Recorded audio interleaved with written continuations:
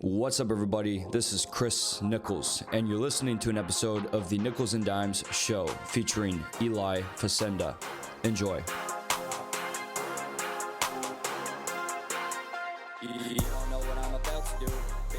Eli, what's going on, man? Good to be here, brother. Thanks for coming down to Austin. Oh, man, thank you for having me. I love the setup here. You got an awesome life, it looks like, from watching what you do with your content and experiencing it firsthand. Yeah, man. I mean, it's a pretty good setup. I definitely can't complain. And it's always fun to have people come in and get to experience it. It's one of those things where the life I'm living now was a dream for me for so long. And then after a while, it starts to become normal. Yeah. And so getting to share the experience with other people always kind of reminds you of like, wow, it is really cool. Yeah. You know, like it stops that normalcy factor and you get to enjoy more of it. Dude, seriously, man. Well, let me give everyone a quick intro on who you are, and then we're going to get into your story, everything you're working on.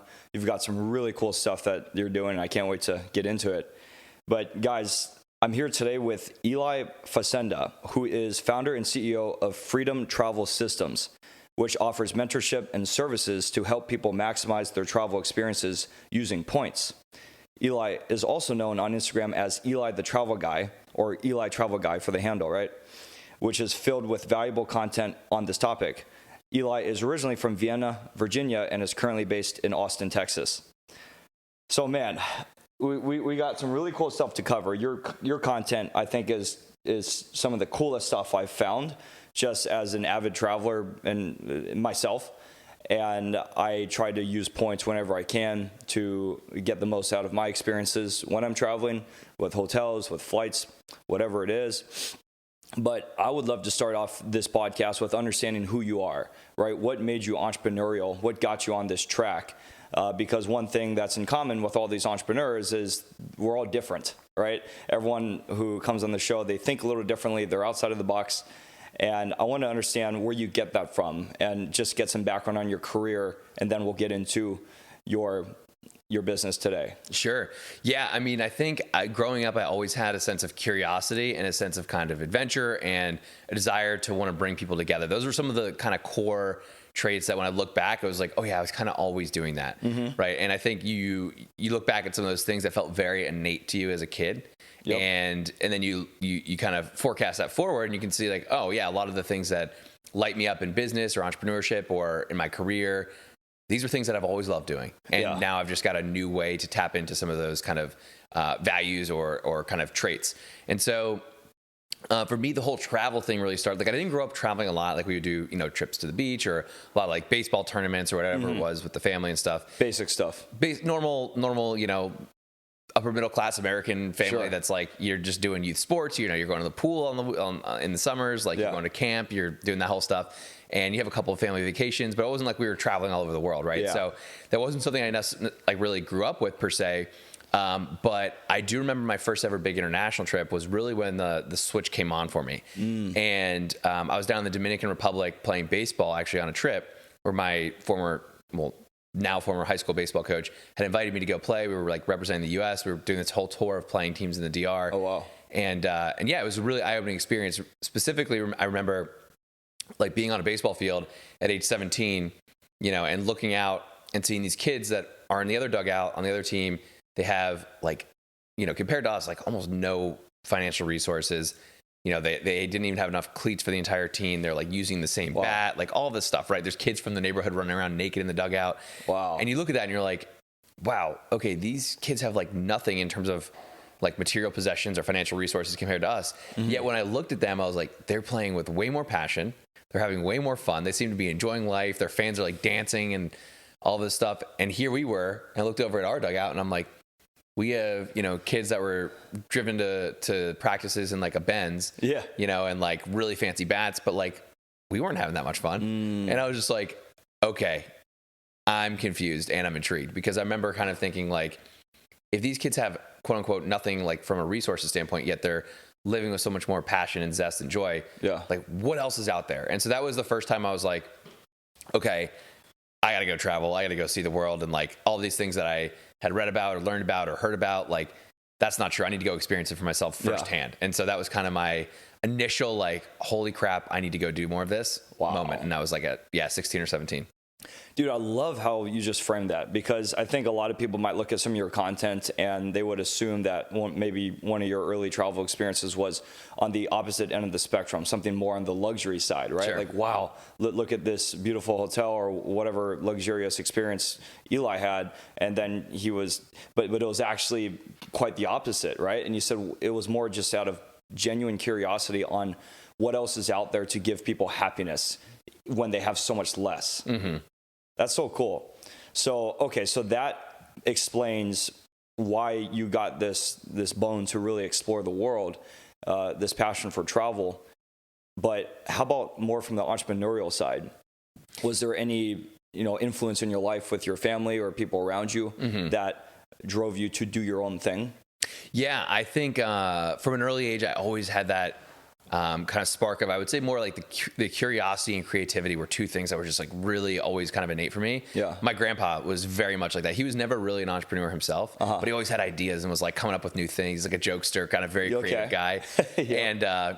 And so from that standpoint, I took a lot of that from him. But when I was growing up, the word entrepreneur wasn't even like a thing, right? Like I actually don't think I really learned that word until like sophomore year of college, which I don't know if that's a little late to like learn what that word is, but until then, in my mind, someone who created stuff was an inventor, right? They're like business people or inventors. So I always, as a kid, I always thought of myself as inventing ideas, right? Or like creating new things that would be like really cool and fun. Like I was, taking shampoo and like mixing it with water and making like triple the amount and trying to sell it to neighbors, like that kind of stuff. So you did that stuff? A little bit, but it wasn't like, some people are like, I was hustling with like Gary Vee, like with a lemonade stand. It wasn't like that at all. It was more just like, oh, this would be cool. Like, this would be fun. And I was just like, kind of like playing with ideas. And so, that was definitely formative in terms of like a sense of curiosity. And I always kind of was like a little bit of, I think like a little bit of a deeper thinker. And I was like just kind of testing some conventional ideas. And there was particularly a period that the entrepreneur switch really came on, which was after my study abroad experience. I studied in Barcelona my junior year of college. Okay. And I had done, this amazing semester where we're like traveling all over Europe, like every other weekend. You're in Amsterdam and then Berlin and Paris. And then I came back, and after this like ultimately stimulating semester of adventure and curiosity and travel and all this stuff, I was then like in a sales internship in a cubicle doing something that was completely passionless for me. And I was like, dude, I will do whatever it takes to not have this be my life. Like life is too short. There's too many unknowns. I'm not riding this ride. Yeah. And so I was immediately like, I want to do something different. And it's funny, the thing that I remember telling myself, this is the most like 21-year-old thought, but I was like, if I can't wear a sleeveless shirt to work every day, I don't want it. So that was kind of the philosophy. Yeah. And so the journey kind of started from there, but that was the initial driver of like, man, I just think like looking up in 40 or 50 years and not doing what I want to do, that's my biggest risk, not actually taking a risk now. And I was like really connected to that. I was like, I don't want to live a life where I regret not having tried the things I want to try. Yeah. And so that was one of the main drivers when I started to think about like career paths and like got more serious about like what path do I want to go. So, So you realize that when you're doing this internship in college. Yeah. So what did you get into doing after college first? Yeah. So it was really just like one of those classic, like the stars aligned kind of thing, looking backwards. So I had two goals going into college: to play baseball and to study abroad. And I went to Lehigh University. It's a small D1 school. So like you normally don't get to study abroad if you play baseball. Fortunately, I got cut my sophomore year. So that opened up that opportunity. It wasn't part of the plan, but I was like, hey, there's like, now I'll do other things. Yeah. So went abroad. And then basically that semester when I was abroad, the same coach that I had gone to the Dominican with was like, hey, I'm launching my own version of this tour company. We're sending a team to Spain. Can you help us plan this trip? Oh, wow. And I was like, sure, I'm already over here. I speak some Spanish. I'll help you guys set it up. Oh, cool. And that turned into my first kind of like part-time role. And they were like, hey, we want to grow this company. You can be our first employee after you graduate. And so basically he had built an international sports travel company and they were just getting early traction. And they're like, we need someone that's like young, hungry, ambitious, and can like commit their time and energy to this. And I was like, okay, this path is go to Wall Street, make a lot of money, do something I know I could probably do, probably hate my life. I'm not even really good at it, but I could probably do it. And that's like the well-worn path that like everyone from Lehigh University that's like a finance degree is pretty much going to. And that's what you studied? That's what I studied, yeah. Okay. It's like, or, work in a role that's a complete kind of startup small business in, on a path where I probably didn't even need like a college degree to go do it and make a lot less money, but have freedom, have adventure, have a lot of autonomy, and get the opportunity to try and grow something. And I was like, done. I was like, I'll find a way to make that work. And so that was the path that I went. So I actually started out as like more of an entrepreneur, like a number 2. Sure. Right. And I got a lot of opportunity, which was really cool. I think a lot of people start out trying to build something on their own, like right away. And for me at that age, I would have completely botched it. So to be able to like have some infrastructure, have like an existing brand and some credibility and some resources and to mentorship. work with and mentorship to work with, like it opened up a lot of opportunities for me. So that was kind of the initial dive into entrepreneurship for me. Wow. That's cool. So that's awesome that you could get that little taste of it instead of having to dive in head first, that young, but you were like it was like what do you call it? Like an apprenticeship almost, right? In a sense. Yeah. In a sense. Yeah. But you clearly had a lot of responsibility. So that's cool. So what was this job like then? What kind of stuff were you doing with the athletes who were going on these tours? Was it just an opportunity for these athletes to go travel to a cool new place and, set up some competition with the local sports teams? Yeah. I mean, I was touching every part of this business and like basically what the company really did is we would plan international, like 10-day trips for youth sports teams and families. So it was like a combination of family vacation, youth sports tournament, and international trip in one. Oh, wow. So like my first project right out of graduating, I was working part-time my senior year there. My first project, they were like, hey, here's like $2,500. We need to build out a network of contacts overseas to make really, credible, reliable relationships so that when we send a baseball team to Italy, we know that we're going to have a game. Like we need to go meet face to face with these people. And I was like, sure. So I did like 3 weeks. It was like 21 days. I did like 19 cities in 21 days across Europe. Wow. I had like 30 meetings. I was going bonkers. Holy smokes. So like I went over, met all these people, made all these relationships, checked out different hotel properties and like basically started to create these different itineraries and tours and concepts. Yeah. And then I would figure out how do we like market them and package them. And then we would go promote. And so we would go find different, academies or clubs and organizations to go promote to and stuff like that. That was where my high school coach, his nickname in coaching is Pudge, but Pudge basically had all these amazing connections all over the country already. And so he had those relationships and he'd be like, hey, talk to Eli, he'll explain it to you. And I'm like, dude, we're going to get you going to Italy. We're going to do this and this and this. And then I would kind of like put together the whole presentation and pitch it. And then I was actually running the trips too. Yeah. So I'd be on the ground. I'd be like logistics guy, like flight lands at 9 a.m. There's 40 people coming in from the US and I'm like taking care of all that stuff too. Yeah. So a little bit of everything, man. Yeah. So you're basically like a travel agent, a chaperone, a sports agent, the sports coordinator for the games, all in one. Yeah, pretty much. It was a lot of different responsibilities, but it was so fun. Yeah. I mean, it definitely got stressful at times, but it was like for 22 to like 28, like so much fun to be able to do that and be like, hey, we're gonna take a team to Japan. Be like, I gotta go to Japan and meet some people. Yeah. And I would just be like, how am I gonna go find a bunch of youth baseball contacts in Japan and set up a tournament with them? And I'd be like, all right, well, I'm going to go hire a translator and then I'm going to go book a ticket and I'm going to go meet them. And like, I was just creating shit. Wow. And it was like, it was really cool actually. Yeah. Okay. Yeah. So that was like about 6 years, you said? Yeah. So I still part own it and I'm involved in some of the operations today. After COVID and when my business like really started to take off, I transitioned out from the day-to-day as much. Okay. But I love it. I believe in the mission so much. I think it's like one of the best things ever. That's awesome. And so I'm still involved. But yeah, it was really like 6 years or so, 5 or 6 years of like really in the trenches, like 70, 80 hours a week, like building this thing. Okay. Yeah. Wow. All right. So one of the biggest questions I have for you today is how did you become such an expert in this category of maximizing these travel experiences with points and just spending money in general? And what I'm gathering from this experience that you got is the amount of volume in doing these bookings and coordinating these groups of people to go to all these different places, all these different countries, hotels, flights, everything. You probably learned so much just from that. But is there anything else you can build on top of that with how did you really take it to the next level of becoming an expert in the category that you specialize in now? Yeah, it was totally unintentional. Honestly, like, there was no plan or vision at all to be like, I want to learn this stuff so I can turn it into a personal brand and a business. Like zero of that. It was, okay, I'm 22. All my friends are making $150K. I'm making like $25,000 right now. But we want to go to Thailand together. how the hell am I going to make that work? Like, I don't even have enough money to pay my bills. Like, but I also don't want to wait like, years down the road to take these trips. Like, I'm young now, like, let's figure it out. And I'd heard about the whole credit card points thing. So I just got obsessed because I was like, dude, I can make stuff happen now without having to wait. And that gives me even more time to build what I want to build because I don't have to like rush to make money to do the things that I want. I was like, I can use credit card points to do a lot of the things that I want to do, which is travel. It was like the biggest thing. Yeah. I was like, that's amazing. And I remember I had a couple of mentors and like, I'd gotten into the world of personal development stuff. And I remember hearing like the ultimate resource is resourcefulness. And I was like, okay, so if I don't have money, like how can I be more resourceful about this? And credit card points was that ticket. So what happened is I got obsessed. And then I started to learn all about it. I was spending like hundreds and hundreds of hours reading blogs, watching YouTube videos, learning about this, doing trial and error.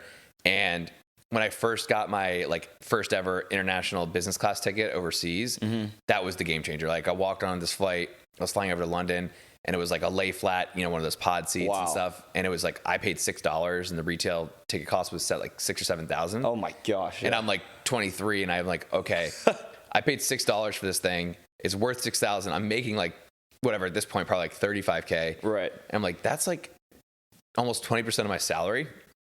And I didn't pay for it. I'm like, I am hooked. And so I just nerded out. And so that's how I became pretty like knowledgeable and skilled in this area was just because I wanted to do it myself. And then eventually I started consulting other people and all that stuff later on. Sure. Okay. Wow. All right. So you brought up something, you had all these points. Did you have all these points because you were booking a lot of these trips for the groups on your behalf and then then they would reimburse you? So you just naturally had a ton of points? So not quite. I was able to use the points that the company had, but really like, when you get a small business credit card, the points go to the personal guarantor of that card. Sure. So it was, at that point I didn't even have equity. So it wasn't my business partner. It was my manager, my boss.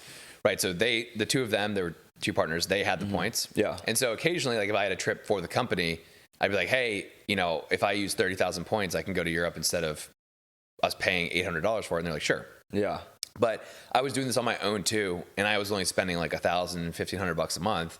And so I was just getting really, really smart and strategic with how I would like hit sign up bonuses and earn the right, use the right cards for the right expenses to maximize my earnings. Yeah. And then when I started to figure that out, I realized, okay, it's not just earning points that's important. It's really the most important piece is how well you use them. And so I was getting like double, triple, quadruple, 5 to 10x, like the standard value of a point. And that's how, even with a little bit of spend, I was able to travel a lot compared to what most people are doing because I was just like really smart with them. Wow. So I did learn through the company because I had a lot more spend volume on how to do this, but it didn't really open a lot of doors for my personal travel. I had to kind of do that on my own because those were like technically, their points are kind of the company's points. I see. Okay. Wow. All right. So when did Freedom Travel Systems get started? Yeah. So that was around, I had tried to launch it a couple times. So I was like, all right, this tour company's growing. It's a long-term play. And I was a big believer in like things that take a long time to build also take a long time to fall. And so I was like, I really do believe that over time, this will be a very successful company. It's just like, for me, in terms of where I'm at right now, I'm probably not going to see the highest possible income returns for it today. It might be 3 to 5 years, right? Got it. Yep. So it's like 2018, 2019, we're really just growing, getting traction. 2020, the company's like doubling every year. Yeah. It's going well. And then COVID hits. Yeah, okay. So like maybe a couple years into your time doing, what was the name of that business when you were giving tours? MVP International. Okay. MVP International. Yeah. So that is still, going at this point. 2018, 2019 rolls around. I'm like toying with the idea of like, it'd be nice to have an extra 2K, 3K, 5K, 10K was like a dream. I wouldn't have thought of that at all. A month of extra income. I was like, this would be a blast. And I actually remember the first coaching program I joined. They're like, all right, they're in their sales process. They're like, it's how to start an online business. They're like, tell me about your goals. And I'm like, I'd love to make an extra 10K. They're like, okay, 10K a month, not bad. I'm like, no, 10K a year. And they're like, dude, we need to raise your goals. And I was like, really? I was like, that's crazy. So the idea of making extra money like that on a monthly basis was like so far out of my parameter. Like I couldn't even think of it. And then when COVID hit, I actually had a little more space to dedicate time to like figuring out the consulting thing. Cause I've been doing it a little bit here and there and I wasn't really getting traction. I didn't have enough time to really like test it and try and build it. And starting is the hardest part. It requires the most kind of, action and momentum to create a little bit of lift. And so I had a really hard time with that. When COVID hit, that created a little more space and I was like, okay, I do want to do this. So I doubled down a little bit, but it was also launching another travel service in the middle of the pandemic. So there was a lot of delay in terms of like finding that groove for that reason too. And we were, if you remember, it was like, no one knew how long we were going to be in it for, right? We were like 3 months in, we're like, we'll be fine in 2 months. Yeah. 6 months in, no, 3 more months. And then like 9 months goes in, you're like, it can't last more than like another 6 months, right? Yeah. And it just kept going. So it really started in 2020. Wow. And then it didn't really get any traction, like real traction, until probably like fall of 2021. Okay. So it was like 12 to 15 months of kind of just like pounding the pavement. That's wild, man. So 2020. So some would say that was a dumb idea. No, but it is amazing how many people I've talked to, just even on the show, who started their business in 2020 or dealt with something significant in their business, and what they were doing was so off track with what was going on during that time. Totally. But it also reveals so much about the conviction I think these people had, like what you had, that you still believed this was worth something, even though we didn't really know what was in store in the future, right? Yeah. So you obviously spent your time leading up to 2020 becoming really knowledgeable in how you can do this. Like, what pieces of information were examples of things that you felt like gave you an edge, that put you in a position to say, hey, I actually have something that's valuable where I can sell this?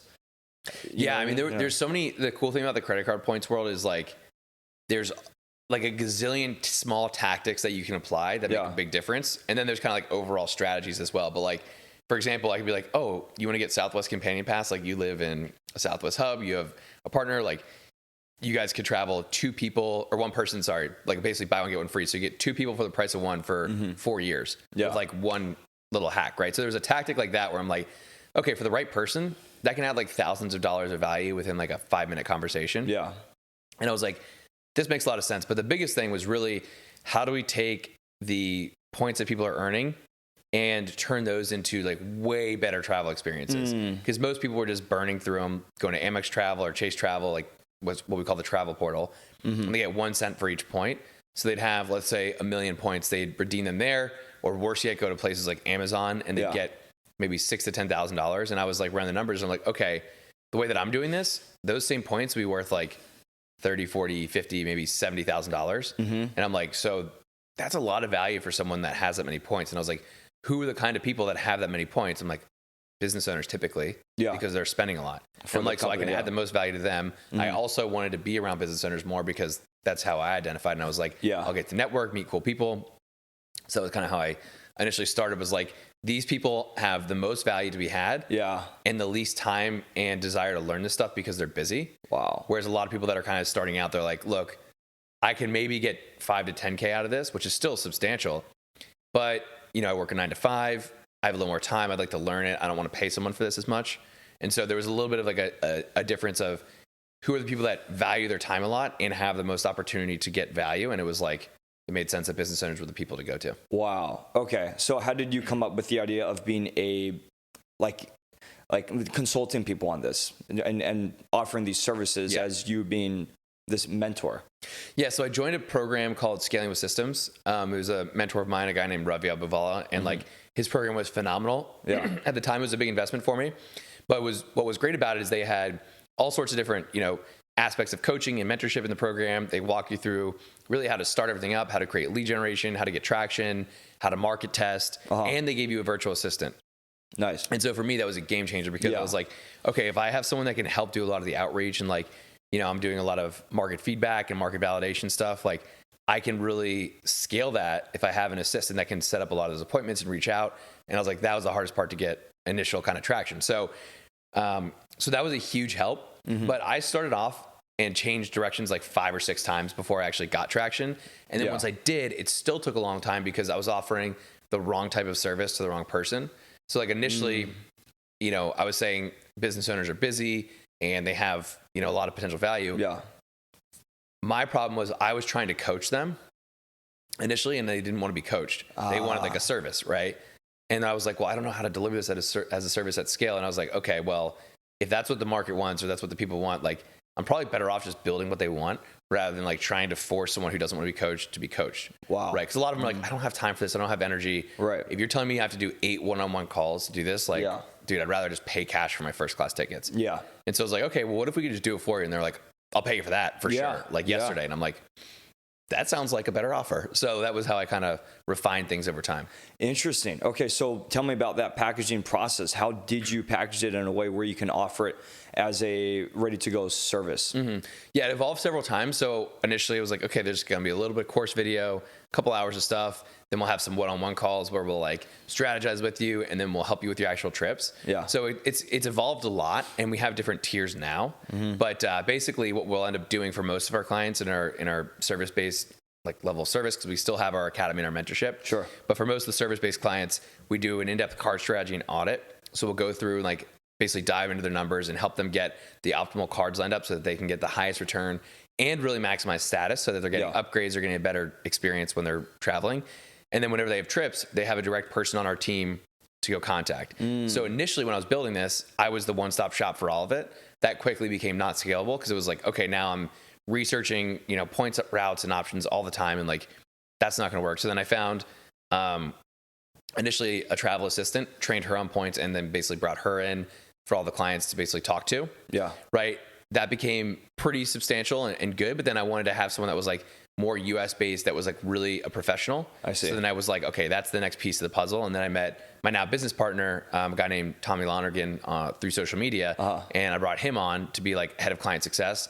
And once I had him in there, and he's a genius, like an absolute master on this stuff. Yeah. Then it really started to take off, because I had someone who was really good, really passionate about it too. And I felt very much like I could just like bring in a ton of clients and focus all my energy there, and have someone who could really deliver on the back end better than I even could. And I was like, that's perfect. Okay. So that was kind of the second tier, was like, once I got him in place, we could really get a lot more leverage and be able to scale a lot faster too. Wow. Yeah.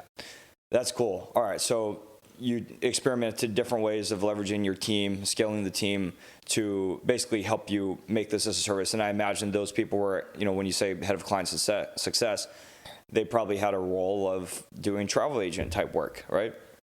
Essentially, yeah. Points travel agency is like loosely what it is. It's slightly different, because with points, like, we're not going to log into your Amex account to book it for you. And a traditional travel agent, what they're doing is they're basically making the booking, right? They use your information. They'll be like, here's, Chris's trip, blah, blah, blah, and they get a commission. So there's some differences in that, but very similar in the sense of it was kind of more of like a concierge, right? You'd be like, hey, I want to go to Paris sometime this summer. I have a 10-day window. I have this many points. And then we'd just be like, here's magic. Yeah. And then like send them a package, and they're like, wow, that was great. Wow. So that was kind of the kind of premise of it. So they would do all the research and planning and communication with clients on that. Okay. When you say they'd get a commission, would that just be in the form of cash from the clients? A traditional travel agent gets a commission from the supplier, so from the hotel. Oh, gotcha. So it's also a little bit of, it's not, most travel agents are great and they have good integrity and stuff, but a lot of times, if you're a travel agent, it's like, well, this, option A is the best experience. Yeah. But option B pays 15% commission. Option A is only 10%.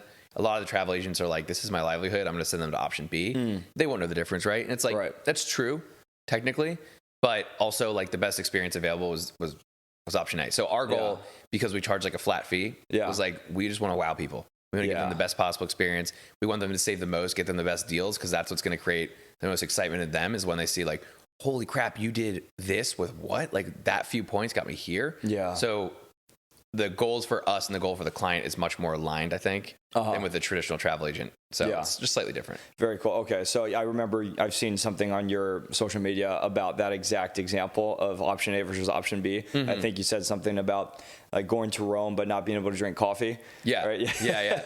Versus like going to Paris and doing everything.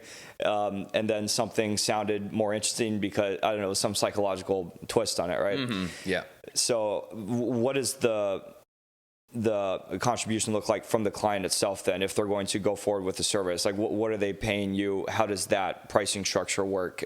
Because they're also providing their points balance to you as well, right? To make the most out of it. Exactly. Yeah. So I mean, we have pretty clear qualifications on who's a good fit for what, but our services range, and we have like courses and stuff like that are as low as like $500 to $1,000, $1,500 for kind of like more mentorship. So that's someone that does want to learn. Like, we have a pretty solid audience and a pretty good amount of people that are kind of like I was maybe like 6 or 7 years ago, where it was like, look, I don't have that much spending, and like I know some of the basics, but I would love to learn this, and we still want to help those people. Yeah. So we have our academy for that, where they get live calls, they get access. That's a lower end cost, and then we have like white glove kind of concierge stuff, which goes up to $15K, and it just depends on how much you're traveling, how much you're spending. But for someone who spends $300,000 a month, and they're traveling, you know, like monthly, and they have like 6 trips a year going overseas, and they've got a family of 4, and they're all flying first class. Yeah. We run the audit. We're like, okay, you pay us $15K.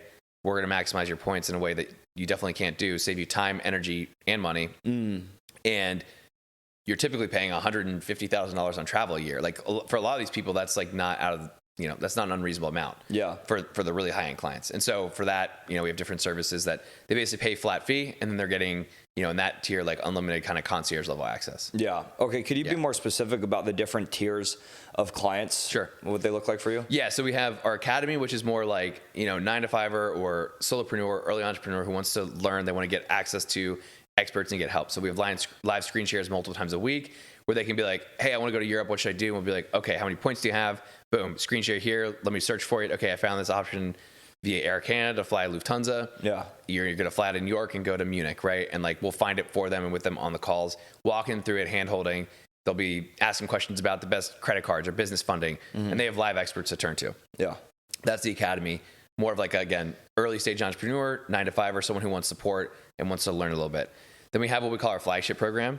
So that's more business owner who's pretty busy, spending between like 15 to 50K a month, travels, you know, a few times a year domestically, probably like 6, 7, 8 times a year, and has like 1 to 2 trips they want to take overseas.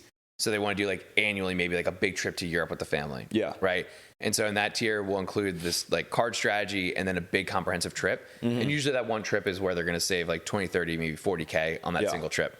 And then we have our highest tier, which is we call the first class CEO. And that's for someone spending like 50K a month or more. Yeah. And they're traveling a significant amount, right? Okay. It could be a lot domestically or like 5 or 6 times overseas. The volume kind of changes depending on like number of people. Is it them and their team? Is it their family? All that stuff. But that's kind of the general breakdown. The spend criteria is an important factor. Do you have any people who are just regular people as opposed to the business owners? I know that's the niche that you've really targeted from what you were saying earlier, but do those people express interest in being clients? Totally, yeah. The academy works for people that are not business owners as well. Okay. Because even if you spend like $3K a month personally and you're a 9-to-5 person, like you can maximize the crap out of that still and get a lot of value. It just requires a little bit more strategy and effort. So that's why we have the academy, is like there are a lot of people that aren't in that tier of needing done for you service. Yeah. And they're like, I just need some support. And so that's, the academy would definitely be designed for them too. Okay. Yeah. Cool. All right. So I want to understand your content strategy. You've built out a great social media presence. You've got about 100,000 followers on Instagram. And you know, you make a lot of really helpful videos. So essentially you're giving away a lot of valuable content for free, right? And that's one thing that I've come across a lot recently is if you want to have a good content strategy to support your business, you want to be giving an unhealthy amount of free content away, right? So I'm curious, how did you, because that's a ton of work to build that out, right? And build that following, make all this content. How did this coincide with the work you were doing on building these packages and the mentorship and these different services for people to maximize travel experiences to basically serve as a massive source of marketing for you? Sure. Yeah. I mean, I kind of just saw it as like, you know, there's, I actually learned this from Rovery's program, but he broke it into, I think this is a fantastic analogy for generating new business. He called it leads, nets, and spears. Seeds. I said leads. To generate leads, there's seeds, nets, and spears. So spears would be like you're going outbound and you're like, you know, you see your prey and you're hunting it, right? You're gonna go like kill it. So that might be like you're going out to create new business. So you're going to, you know, cold DM people. You're gonna do cold email, cold calls. You're gonna run ads. There's like an effort that you're creating to go out and create new business. Then there's seeds, which is like you're planting seeds that are gonna just like blossom over time.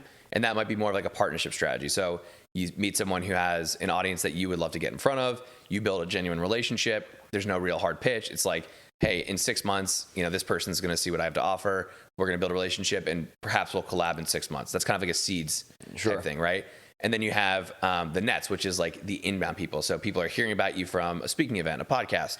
They're seeing your social media. They discover you and they're kind of coming in from that. So I was like, okay, So it's kind of a 3-pronged approach. And I was like, building a good Instagram is kind of essential to all of that, because for me, travel is, you know, in my brand, like travel is a very visual, sexy thing to see. Yeah. And so number one, it was just fun to share. So that was part of like the initial driver was like, I just want people to see what I can do. This is really cool. Number two is I want credibility. So when people come in from any of those 3 prongs, they can check it out and be like, this guy's legit. Yep. Clearly he knows what he's doing. Like he's flying on Emirates first class with a shower and a bar. Like that's not an ordinary thing you see every day, right? Yeah. So like, he must know something that I don't know. Yeah.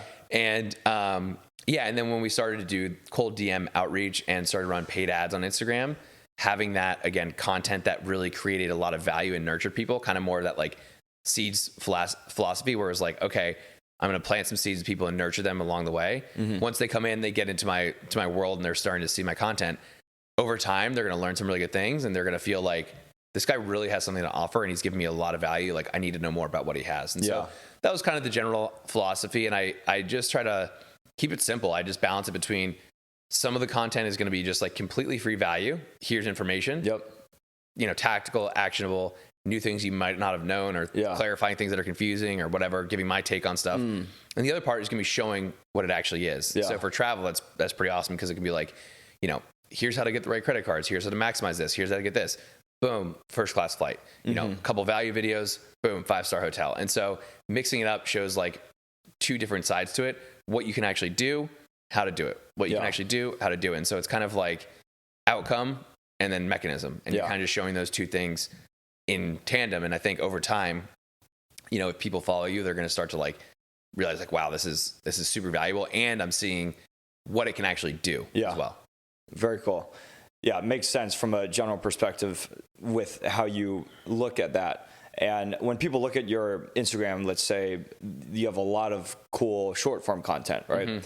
What has your strategy been around long form content, as far as talking about this stuff more in depth, like on podcasts, for example, or on what's your presence on YouTube like with longer videos that you've made? Sure. Yeah, I took a stab at YouTube a while back, and what I realized was for the stage that I was at, the inputs and outputs didn't make sense. And I think YouTube is a phenomenal play for most people. Yeah. And I do plan to go deeper on YouTube. And if I could go back and like maybe start a channel a little earlier, that probably would have been a smart move. Yeah. But ultimately, it's a much more long-term play. It's that kind of like seeds philosophy, right? Like you're going to build really solid, stable, consistent long-form content. It's going to build over time, but it requires a lot more effort. And for where I was at, just in terms of life and business, I was like, I need to create things that are easier to create because I need to get momentum. Yeah. And this is going to get me a lot faster momentum on Instagram. And it's also just an easier platform for me to build on. And if I put all my focus into like 3 different platforms, like there's a gazillion people already on Instagram. I might as well just optimize on that. Yeah. So that was kind of the initial philosophy. Was like, I tested a bunch of stuff and I was like, it was much more difficult. I have so much respect for people that build on YouTube. I mean, both my roommates are doing that. And it's like, it's a lot more difficult, requires a lot more effort, a lot more strategy, more time for the videos and all that stuff.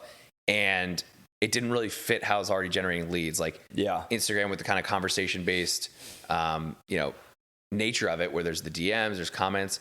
I was like, this is a little bit easier to also engage with people after the content's created. Yeah. So that was my initial kind of philosophy. Now I do have a lot of like we do a lot of master classes where we will promote it on different platforms, invite people into those. We'll do like a 45 or an hour, like live presentation. Live, yep. And podcasts, we go a little bit deeper, or we'll do a lot of like speaking events and stuff like that. So we do have a lot more long form content that really teaches this stuff, but it's more going to be like something that you opt into rather than marketing material, if that makes sense. Yeah. So it's really like educational, deeper dive content, less promotional. Got it. Okay. So how about the partners that you've gained along the way? I'm curious, you're obviously talking about these massive brand names in the travel industry. You're throwing around the names Hilton, Emirates, Chase, right? And I imagine with how much value of information that you're putting out there, you got to be able to get the attention of some of these brands and start some sort of conversation where you're basically marketing for them, some sort of affiliate program. How do those partnerships play into your strategy of at least making money? Yeah, so it's surprising because there's not a lot there actually. Hotels a little bit, but the way that the hotel and airline industry they're differently, they're structured very differently. Let's just say, right? Hotels, the way that like Hilton breaks up their hotels into different kind of categories and groups. And there might be like an independent hotel owner that owns 8 different like Hilton properties, and they kind of operate under the brand, but they're not necessarily owned by Hilton, right? So it's harder to create relationships like that. And then airlines are just so big, they don't even really care. Yeah. But I will say the biggest piece is the credit card companies. They have really strong affiliate programs. So that's a big piece, because like all of our clients that are coming in are getting new cards. And when we put together our strategy, we're able to plug in affiliate or referral cards, which are 2 different things. Sure. And that drives additional value back to us. But there's different models in the points world to do this. Like a lot of the brands that are in my space, they're typically doing a really wide reach affiliate model. Like they're just trying to build a blog or a big social media presence, and then they're just driving traffic to affiliate links. I never really wanted to go that route for a couple of reasons, but one of them being is, to me, building a model that's based off of affiliates, specifically with credit card companies. There's just a lot out of my control where they could change one thing overnight and my business is basically gone. Right. And so I didn't want to have my entire business dependent on that. But it's kind of a nice little additional bonus. On top of that, there are some other methods to create additional value for the company and for the client through other relationships. So we have like a luxury travel advisory accreditation number. And so when someone is able to book onto, a non-points hotel, because maybe they're in Africa, right? And it's like, there's not that many Hilton, Hyatt, or Marriott properties, we can associate those numbers and give them a better experience, and we'll get a little bit of kickback for that too. So it just depends on the reservation type and how the client's booking and all that stuff. But those are a couple different ways that we end up getting a little bit of additional kind of like affiliate value out of it. But it's definitely not a main driver for us. Got it. That makes sense. Yeah. So I imagine maybe one example of this that I'm just envisioning here is when you're in some sort of a consulting stage with the client, where you're basically talking with them through about what they have, what they're trying to do, what options they have to maximize their points. One thing that you might do is, hey, well, if you open up this new credit card, you're going to get 50,000 bonus miles here, which will pay for this flight. And so probably in many cases in your engagements with clients, they're essentially getting a new credit card, right? Yeah, usually with multiple new cards, because a lot of times they just have the wrong card set up. Like where they're leaving a lot on the table. And the cool part about this is it's all numbers based. Right. So when we do this full comprehensive strategy, we're able to just like audit it, run numbers. We have a spreadsheet system, and we calculate, and we'll be like, hey, based off what we're seeing, you're leaving probably like 40 to 70K a year on the table every year. And if we change these cards and we just change how we use the points, we're going to help you be able to recoup on more of that. And so, and that card strategy set up, usually, most people are getting between like 3 to 5 new cards. And oftentimes, they have some existing ones and they might keep those or downgrade them or something like that. So we're advising on how to manage your existing cards too. I have a lot more than that personally, but we don't recommend that. We don't advise our clients to get like 30 credit cards. Sure. It's obviously way out of control for most people. But if you're like obsessed with this stuff and it's fun, then why not? So when people are getting those cards, we'll get a little additional kickback. But again, the beauty of having the model not built on that means that we can genuinely be like, this is the best card for them. Not, oh, this one pays $350 in commissions and this one's only 25. Like, it's nice if we get a higher paying card, but it's definitely not a main driver for the business. So we're able to really focus on like what is the best setup for them, and just that's our main objective. Sure. Do you run into issues around people concerns with credit scores and opening all these new cards ever?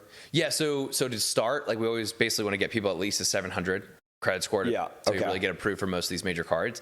There's a lot of strategies to do that to boost your score pretty quickly that are legal, ethical, no issues, anything like that.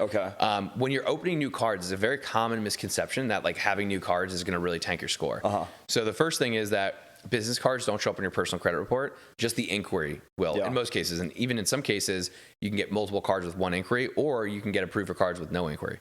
So there's ways to mitigate that even. But if you have, you're getting 3 new cards, 2 of them are business cards and one's a personal card. You're really not going to feel that impact on your credit report for the most part, at all. And it might actually help.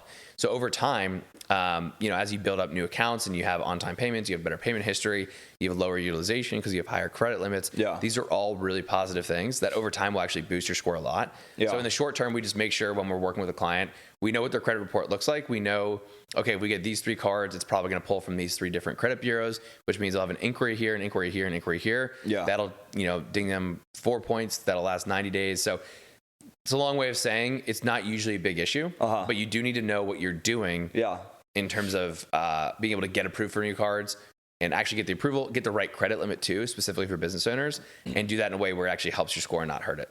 Makes sense. Cool. All right. I want to pull a little bit of your expertise here just for the pod. Go for it. So when I was planning this trip to Austin, I came to you for help, and you helped me find the best hotel with the points that I had. Yeah. The Hyatt, right, which is where I'm staying. And I believe, somehow, for some reason, I was getting way better value on that than any of the other hotels here, right? With the points that I had, and I paid an obscene amount of, less points for a nicer room. So is there anything you can share about what is like the kind of best hotel and maybe the best airline and perhaps the best card that might play together to just maximize basic travel experiences like this? Sure. And with how deep you go into this content, that might be a tough question. I don't know, but how would you answer that? Yeah. I mean, there's a thousand ways to slice and dice that, but for simplicity, and kind of like ease of use here, one of the best setups I like for specifically for hotels is going to be Chase points and using Hyatt as a brand. Nice. Okay. Now Hyatt is one of the three main, well, there's really four. There's IHG, Hyatt, Hilton, and Marriott. Yeah. IHG I kind of threw out because it's not super common. They don't have a lot of nice hotels. It's like, and you'll start to see which brands are actually owned by which major hotel program. Like, Holiday Inn is an IHG property, excuse me. Right. And then you'll see like, okay, I like Westin, like that's a Marriott. Yeah. So you start to get more familiar with that. But for Hyatt, all the hotels in their portfolio, they have one main point system, right? You can earn Hyatt points, and they're much more valuable than the other hotel programs. A lot of the other ones have been very inflated, so the point value went down. Interesting. So what happens is when you do this really well, you're going to earn points with what we call transferable bank programs. So Chase, Amex, Citi, or Capital One are the four main ones. And so when you have those, you can convert them into airline and hotel loyalty points. Right. Okay. A lot of times they convert at a 1-to-1 ratio. So when you're going to look at converting them to Marriott or Hilton, because their point value is lower, when you convert them, you're basically losing value on your points. Hyatt has a much higher value on their points, and it still converts at a 1-to-1 ratio. So it's much easier to get better value. So what I like to do is set people up to earn the maximum amount of Chase points. So depending on what cards they have and how much they're spending, what they're spending on, you want to basically optimize to probably get one or two really good Chase point earning cards. Chase Sapphire Preferred or Reserve is a good card. If you're a business owner, the Chase Ink Preferred or Chase Ink Unlimited, really great cards. And then you'll want to convert those into Hyatt for Hyatt hotel stays. And that's where you can get the easiest, like best bang for your buck travel hack really in the entire game, because airlines, you can absolutely do it too. Like 100% happens all the time. But it's a little bit more nuanced with the research and planning of like finding the availability. Hotels are really straightforward. You see a room available, you see the points, you just run the cash cost versus the point value. You get what we call a cent per point, which is the metric to know if you're doing well. And then you basically just transfer the points and book it. So I like the Chase cards with Hyatt set up. On the airline side, it's a little bit more nuanced on, where you typically flying to and from. Are you doing more overseas? Where are you based? And all that stuff. But if you start earning a lot of Chase and Amex points, those are the two programs that are typically going to set you up with the best opportunities and options. So I always say start there, earn as many as you can in those two programs. And then once you've kind of hit, several $100,000 in those two, then you might want to start diversifying and earning points with actual airline cards or actual hotel cards. Very cool. Okay, that's valuable. Thanks for that. Sure. Okay, I want to go back to the business stuff for the entrepreneurial topic around you and your journey. I'm curious about the challenges that you have experienced with you being an entrepreneur, whether it's a general or a specific answer, anything works, but is there anything that sticks out to you that you can touch on? Yeah, I mean, man, there's so many. I mean, entrepreneurship is, to me, one of the best tools for personal growth that I love that. I would say entrepreneurship and intimate relationships are like the two. Yeah.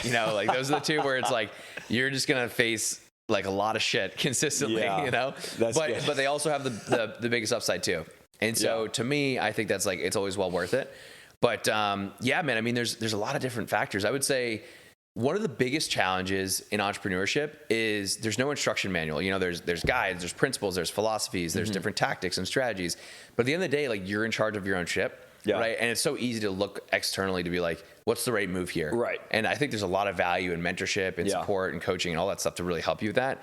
But I think you being clear on like the path that you want for the sole reason that it's because it's what you want is a really big, important piece to get clear on so that you can kind of source that stuff from more internally sourced, methods or really just coming from a more internal place rather than being like, this is what the book says to do. Right. Right. And so I think oftentimes when we're at these kind of crossroads, figuring out how to navigate a lot of uncertainty is a really difficult thing, and really comes down to like your relationship to risk and your relationship to uncertainty. I think those are some of the kind of core fundamental pieces that that allow you to continue to grow without just like losing your shit. You know, because there's certain times where you're like, there's no reason that this should all work. Like, you know, everything says that this business shouldn't succeed or whatever, but you just keep going, and then eventually you get momentum, and over time, you know, things start to pay off, and you have more confidence based off of what you've done previously. So I think navigating those uncertain times is super important. And then the other piece is similar to that, right? You're always presented with like an infinite number of options of ways to go, hires to make, strategies to test. And you kind of have to just decide like, what are the few things that you're going to stay really focused on and consistent with? Like we were talking about with Instagram. Like I made a decision a long time ago. I'm going to post very consistently on Instagram. And I've just stuck with that for years, and it's paid off. Right? A lot of people will start, and they'll start for a month and be like, I didn't see results. I should change my strategy. It's like, or you just don't have enough data to actually make a decision. So staying consistent enough with something over time to actually get reliable feedback and data from the market or from the industry, that is a huge piece for me too. And that's been a big challenge, is just feeling like as you grow, you have a lot more options too. I mean, like, what is the actual best option for me and for the business? And so trying to stay focused, honestly, is a big challenge. That's good. God, I love that, because that's actually come up before with some other people on the show around this idea of there's usually no playbook, and that's actually a good thing. You know, you're paving your own way for a reason here. That's what makes you an entrepreneur. So that's cool. You know, this might be related. You might be able to take something out of that, but this is a question I ask towards the end of the show to every guest. And it is, what is an entrepreneurial life hack that goes against the mainstream belief that you could share with the audience based off your experience? Yeah. So an entrepreneurial life hack to me is what I call it, depending on how you're approaching your business, is what I call the 2 trains metaphor. And it's kind of what I did, honestly. It's a little bit of a way to create a new business or a new venture or a new opportunity without putting so much pressure on it that it just kind of like makes you think short term. Because I think that's a big killer, is like this short term, I've got to monetize today, I've got to figure this out, how do I make money off of this? Completely kills your energy. It makes you put like a stranglehold on what the business has to do, which makes you kind of hate it. Because like, it's almost like if the business was a child and like, you know, it's just in these early stages and you're like, you have to make money, the kid would be like, you know, like, so you kind of want to treat it like that, where it's like, you want to give it room to grow and breathe and be its own thing. And so, but when we make these like all in leaps, right? Where it's like, I'm going all in. Like people do it, and that's totally cool.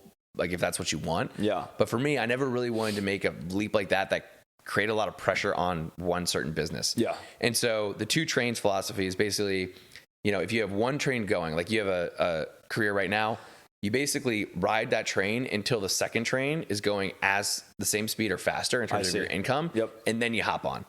Right. And so that's kind of what I did with this, is like, I had this going and I didn't go full time with this until I was making the same amount or more with this. And it's very opposite of what a lot of people would hear, which is like, for you to be successful, you have to commit, you have to go all in, you got to burn the ships and give yourself no choices. I think there is some wisdom in that, but there's also a lot of value in giving yourself enough time and space to be like, let's see if this actually works. I don't want to like just force something just to force something, right? Like, is there actually value here? Are people actually enjoying it? Like, am I seeing this clearly? And I think when you have that kind of philosophy, it allows you to be a little more calculated in your decision making, and you can move at a little bit of a slower pace instead of waiting, you know, 2 months to see if something works. You could wait a year or 2 years, which in the grand scheme isn't even that much time anyways. Very reasonable answer. I think a lot of people are going to appreciate that. Sure. You know, it's not some magical tactic or anything like that. You know, it's just like, you try and get something else going before you switch is really the answer. Cool. So what's next for you? Freedom Travel Systems, it's going right now. It's going well. You're keeping yourself very busy. But what is your next big goal in envisioning where you want to take this business? Yeah, right now I'm definitely in a process of like transforming myself as like what it is to be a CEO at different levels. Early stage, it's not that it's easy, because it's actually a lot more difficult in terms of the effort and action. But the skill sets are easier, right? Like doing cold outreach, doing sales calls, delivering the results. Those are, in terms of new skill sets to develop, not that much more difficult to figure out how to, like, you know, run a company with the right systems and SOPs and KPIs and tracking and forecasting. That's like the next kind of challenge for me. And I haven't really fully done this before. Yeah. And so this is a whole new ball game for me, which is really cool because now I'm like learning new skill sets as an entrepreneur and as a CEO. So the next couple of years, I think, is really mastering those kinds of things and becoming more effective as a leader, as a CEO, and not necessarily just being like, all right, let me just roll up my sleeves and get in the trenches. Because you can always do that. Sure. But a lot of times it's actually not the best thing for everybody, even though it feels the safest, right? Because it's the easiest to default to. So I'm a big believer there's a time and a place to roll up your sleeves and get in, and sometimes we try to delegate some things too early because we don't want to do that work anymore. Yeah. And then there's a time where it's actually not effective for you to do that. And so getting into that, and then beyond that, I see this going for definitely, next several years. Beyond that, I have some visions, but I kind of like to keep some of those a little bit more private until like they're really fleshed out. Because one of the things is actually more like Stoic philosophy, but I was reading some of that, and it was like, when you have like kind of like a vision or a baby or an idea or even like a relationship, it's like the more private and kind of intimate you keep that in the early stages, the more pure it is, and the less you're now like making decisions because of other people's opinions and perspectives on it. And I think when you commit to something so early before you really know what you want to do, you're now kind of putting this like external pressure back on yourself. Yeah. Because now people are like, oh, are you doing the thing? And you're like, oh shit, I don't want to like be the guy who changes my mind. So sometimes it's better, I think, longer term to keep some of those things in the cooker until you're like really ready to release it. Yeah. I like that. Yeah. That's definitely a split issue. I think it also depends on context, whether you want to declare your intentions or your goals up front and hold yourself accountable, or if you want to keep them private. So yeah, both I think have their pros and cons. Agree. Yeah. Right. And also just from what you were saying earlier, that really also aligns with what I've heard as far as how people who are entrepreneurs want to build their skills as they mature. And that's because becoming comfortable with delegating is so difficult for so many people. Yeah. And learning to manage people management. That's like one of the biggest challenges that also comes up in these conversations. 100%. Yeah. It totally is, man. It totally is. But once you get it right and you taste it a little bit and you're like, whoa, I just delegated to someone.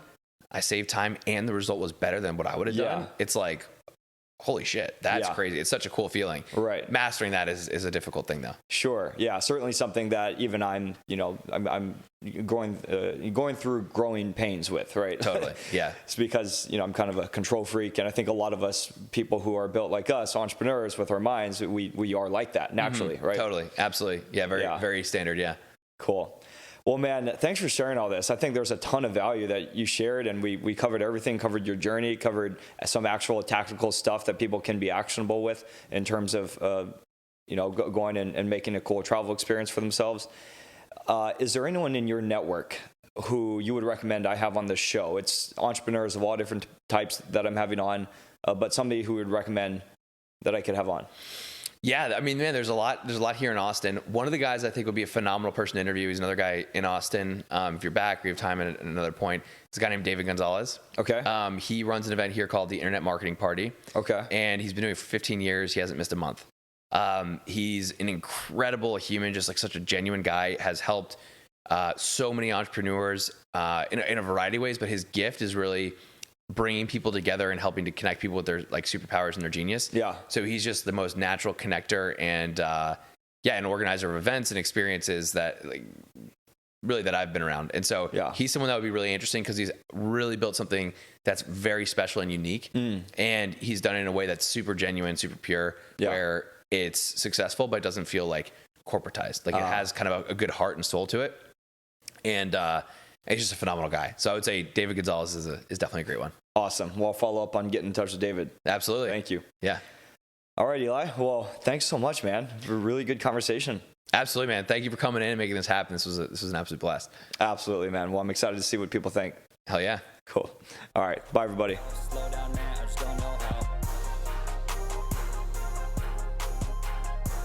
Thank you for joining our conversation today on the Nichols&Dimez Show.